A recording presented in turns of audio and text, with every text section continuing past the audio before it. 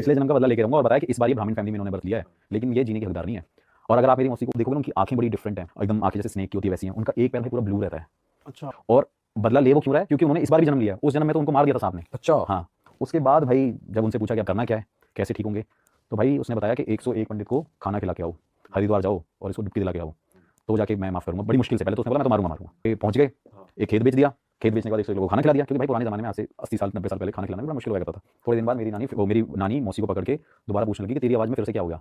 फिर दोबारा उनको बुलाया, फिर पूछा कि भाई ये क्या हो रहा है। तो भाई जब दोबारा वो आया, उनके अंदर वो स्पिरिट आई, वो कह रही है कि भाई तुम गए तो थे, लेकिन जिस बस में तुम सारे लोग गए थे, फैमिली मेंबर्स गए थे, मुझे लेके क्यों नहीं गए, मुझे इन्वाइट क्यों नहीं किया। दोबारा जाओ, मुझे बुलाओ, मुझे लेके जाओ और मैं जाऊंगा। और फिर दोबारा 100 लोगों को खाना खिलाओ। भाई जमीन बिक गई थी घर की। फिर भाई लेके गए, जमीन बेच दी।